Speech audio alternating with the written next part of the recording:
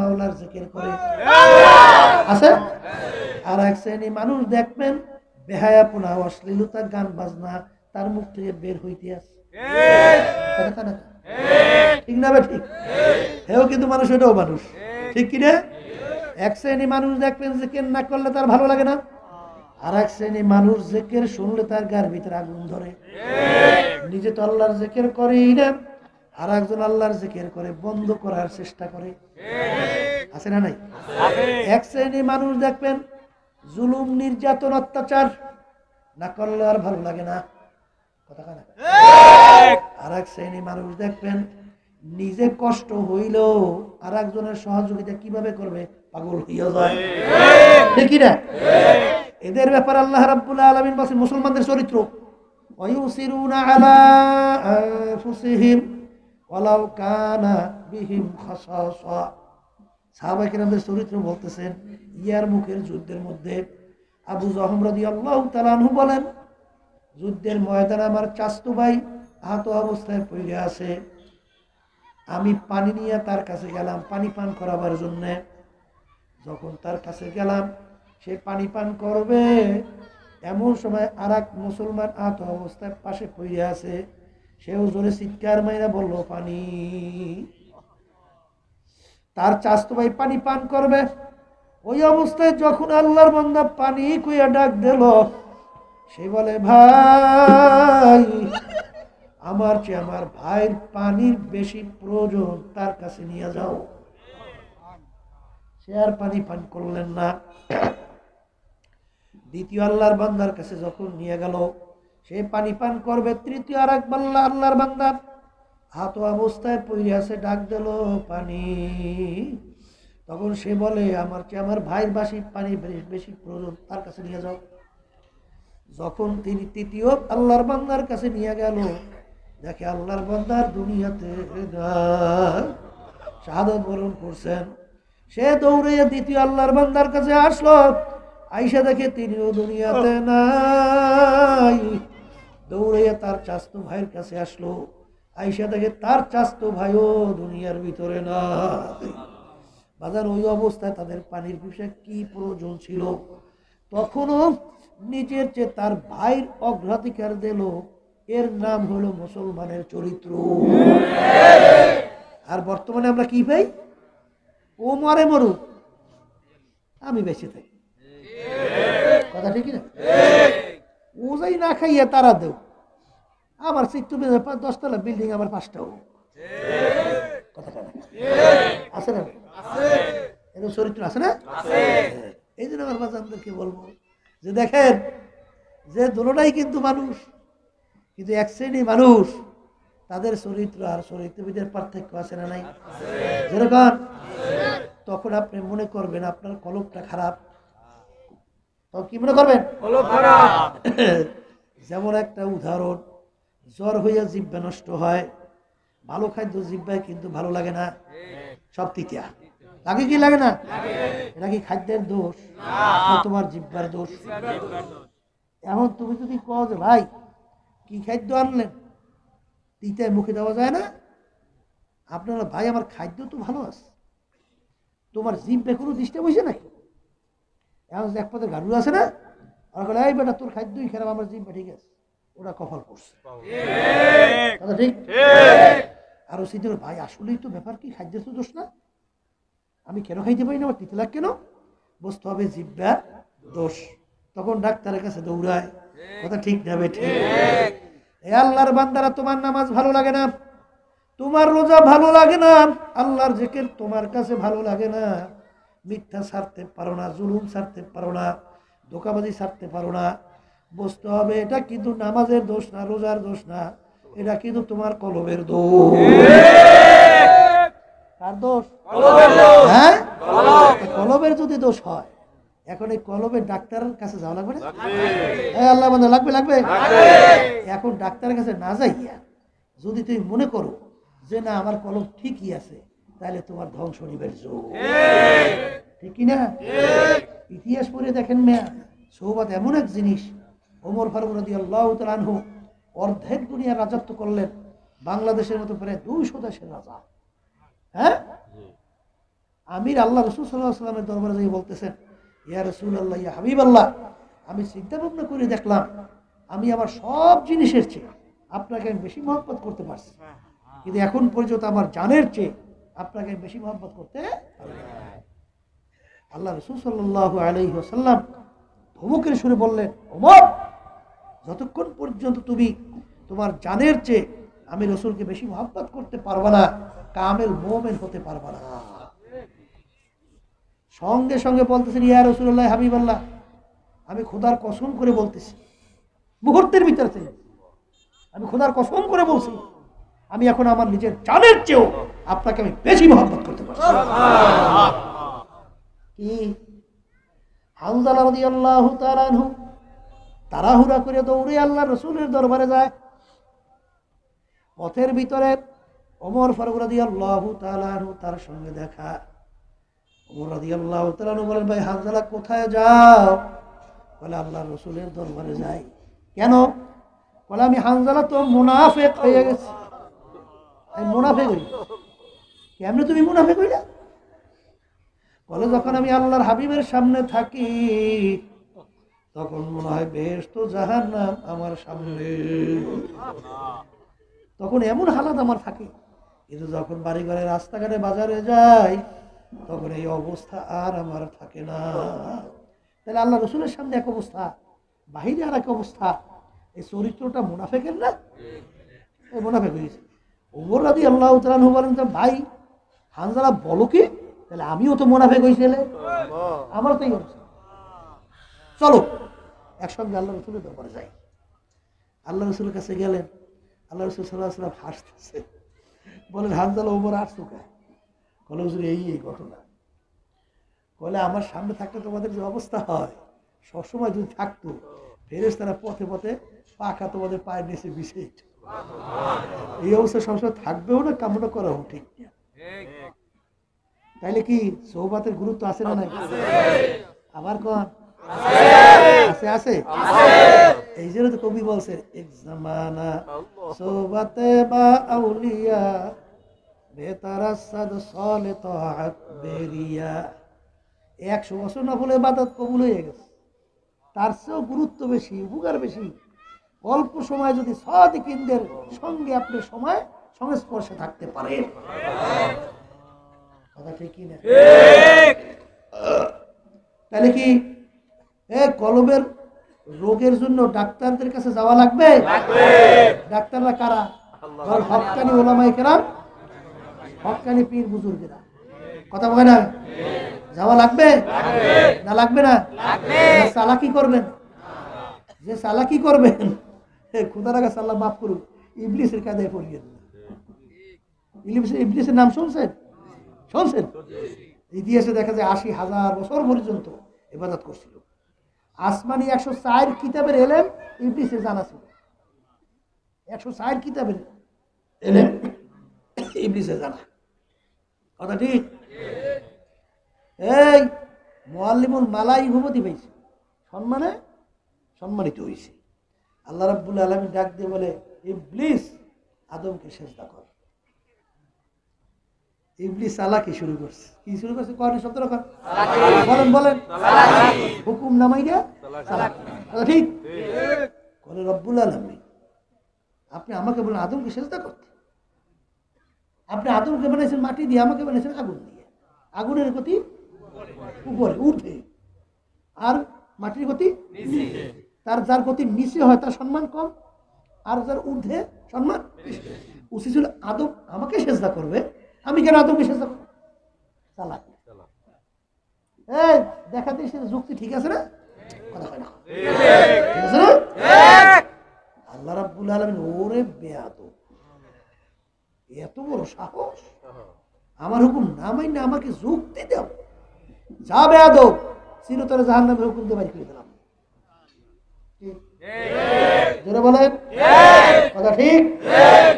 ওদিকে আবার খেয়াল করেন, আদম আলাইহিস সালাতু ওয়াস সালাম, আল্লাহ রাব্বুল আলামিন বলেন গন্ধম খাইও না। গন্ধম খাইছে না? খায় না?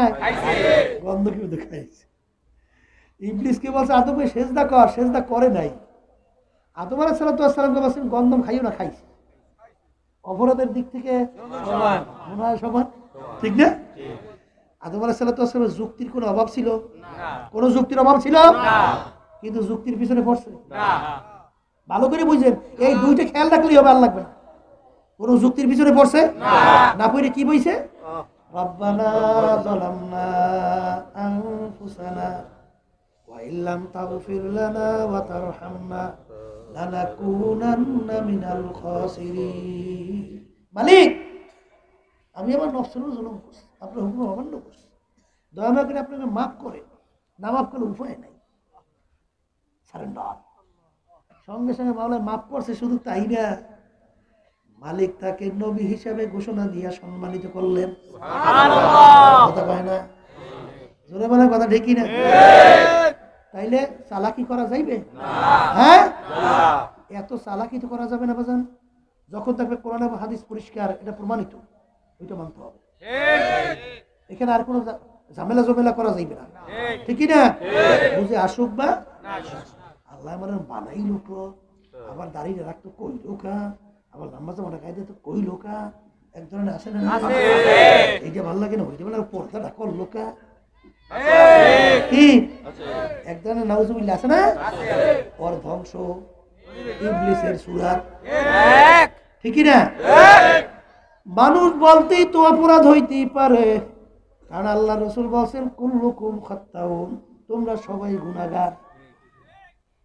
গুনাহগার ছাড়া কিন্তু কোনো মানুষ নাই।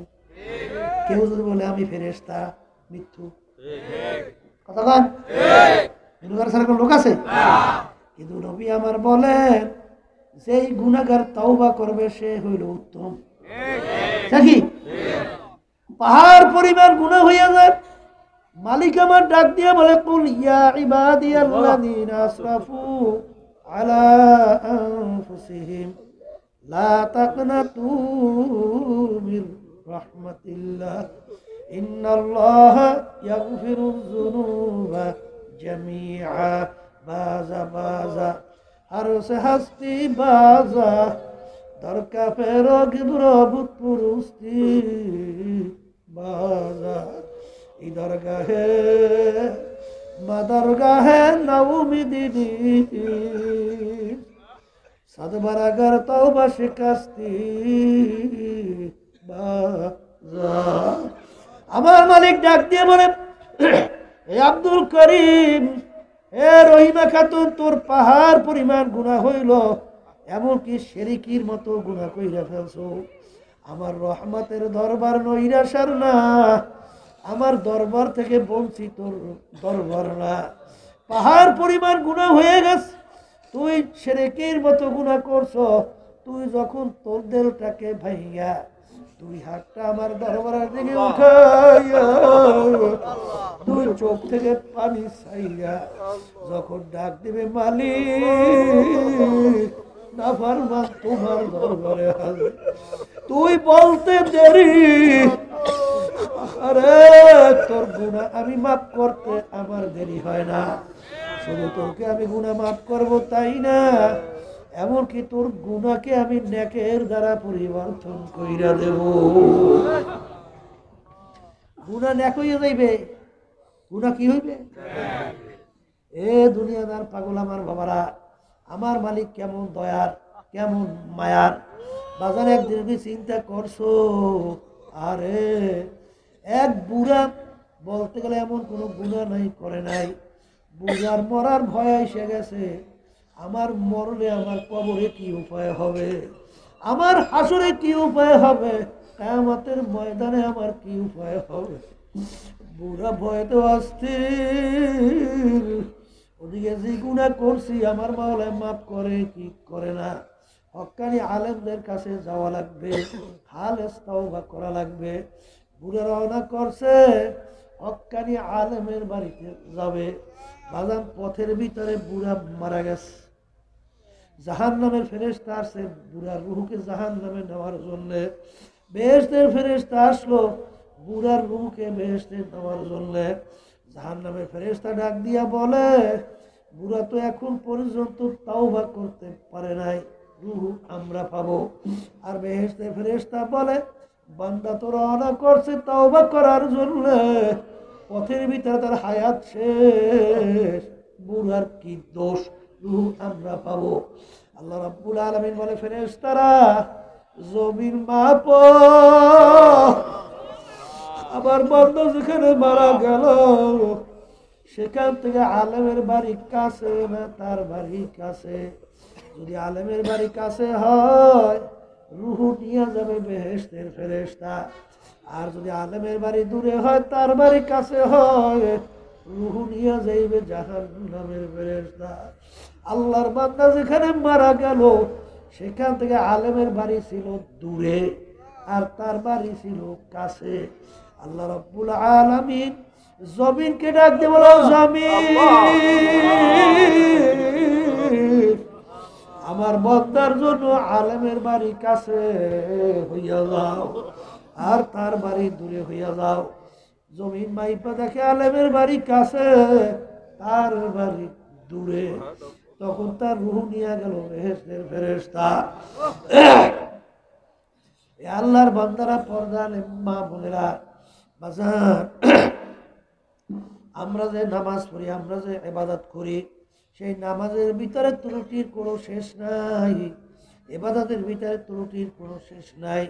কিন্তু সব সময় মালিকের দরবারে নিজেকে নিজে ছোট মনে কইরা বলা লাগবে, তাআত ফি কিতাআত হামজাতু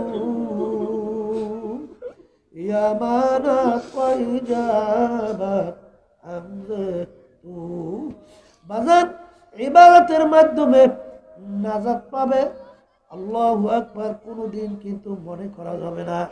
আল্লাহর রহমত ছাড়া কিন্তু কোনোদিন নাজাত পাওয়ার উপায় নাই।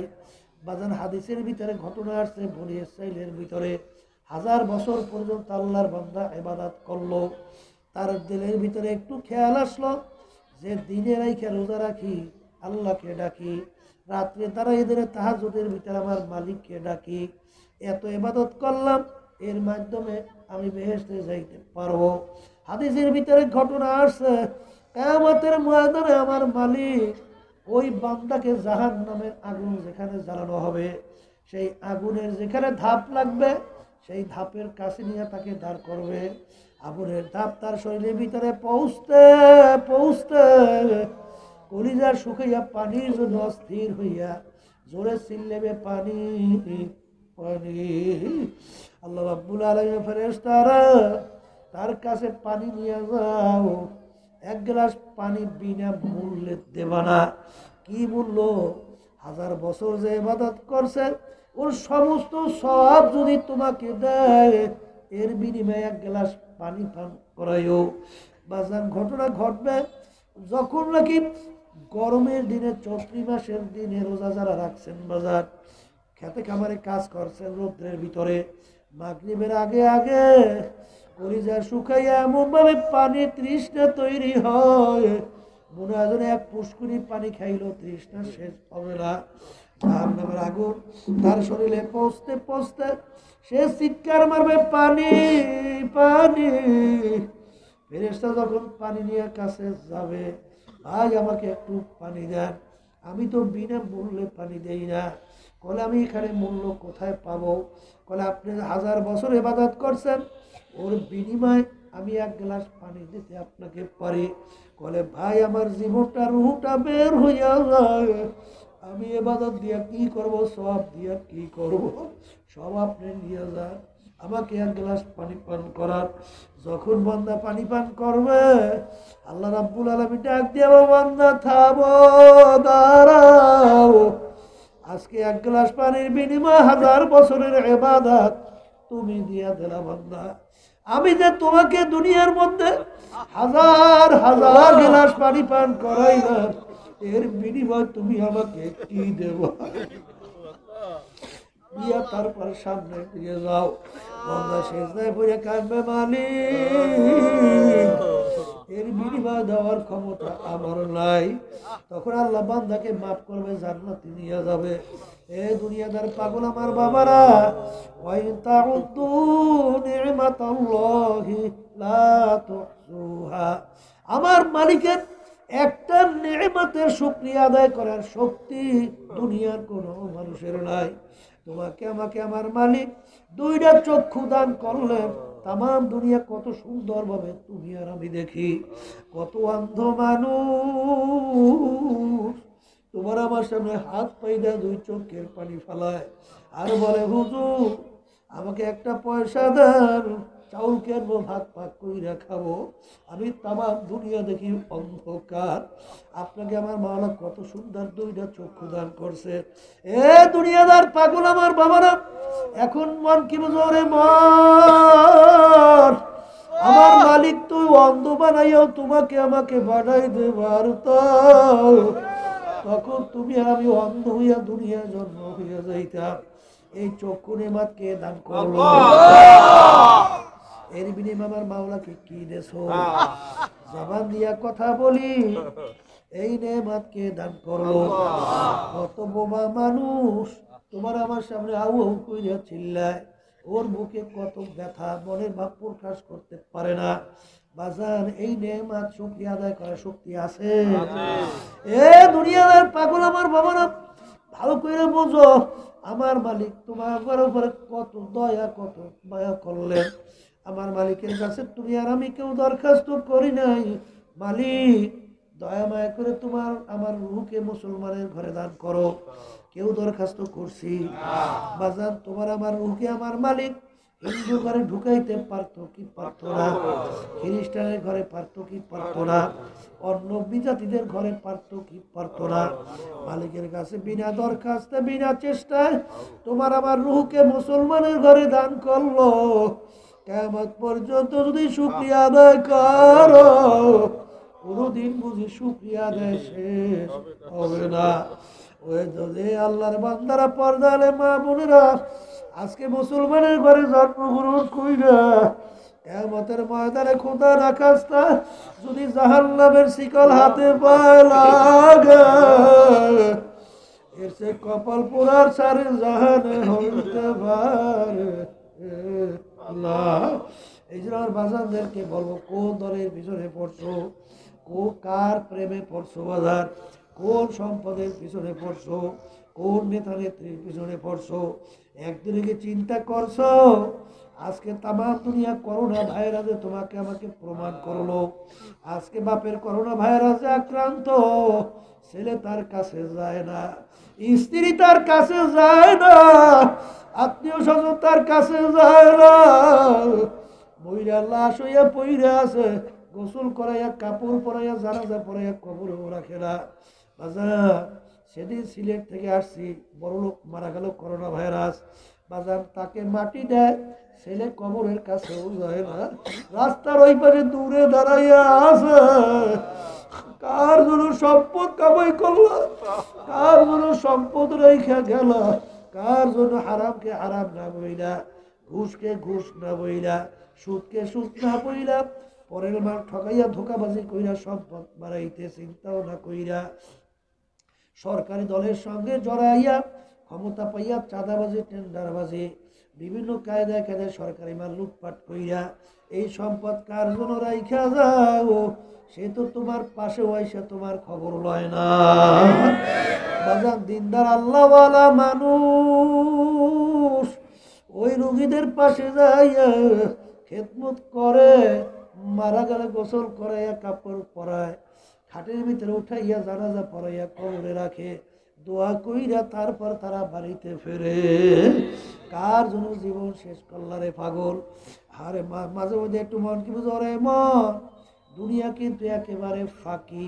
যাদের জন্য সম্পদ রাখো, যেই জন্য সম্পদ কামাই করো, বাজার রে এত টাকা রাখবা কোথায়, কাপনে যে পকেট লাই। এক শ্রেণী আমার বাজার আছে মনে মনে বলে, হুজুর এগুলা কিছু হয় না, না হয় বাজার হয় না, না হয় এর কোনো প্রমাণ তোমার কাছে নাই। হওয়ার প্রমাণ হাজার হাজার লক্ষ লক্ষ আমার মালিক দুনিয়াতেও দেখায়। এ দুনিয়াদার পাগল আমার বাবারা, সবচেয়ে বড় প্রমাণ হলো কুরআনুল কারীম।